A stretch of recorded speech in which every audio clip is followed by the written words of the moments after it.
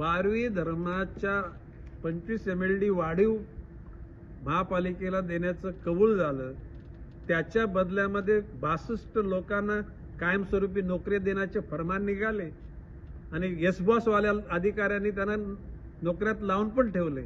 अरे कुठल्याही प्रशासनामध्ये नोकऱ्या लागताना त्याला इंटरव्ह्यू होते, त्याची मेडिकल होते, हे साधे नियम सुद्धा पाळले गेले नाहीत. लाज वाटली पाहिजे अशा प्रशासनाच्या. आणि म्हणून अशा येस बॉस रूपानं वावरणाऱ्या लोकांच्या विषयी मला कीव वाटते.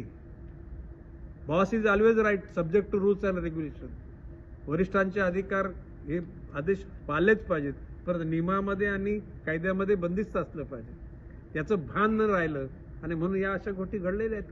त्यामुळे कुठं झाला ना, किंबहुना मोरबे धरणापासून इथे आलेल्या पाईपलाईनवर मधोमध्ये काही लोकांनी चोरून पाणी घेतलेलं, काही आयुक्तांनी स्वतःच्या आपण मालक आहोत या महापालिकेचे म्हणून काही वरिष्ठांचे आदेश आल्यानंतर कनेक्शन दिलेले आहेत. त्यामुळे या सगळ्या गोष्टीचा एक लेखाजोखा घेण्याची वेळ आहे. माझं म्हणणं आहे की लक्षात जरा सरासर विचार करा. जीवन बिघडलं असेल ते दुरुस्त करा.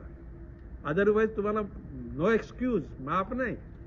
म्हणजे माणसं माफ करतील, पण नियतीचा जो खेळ आहे तो तुम्हाला माफ नाही करणार. तुम्हाला ते भोगायला लागतील.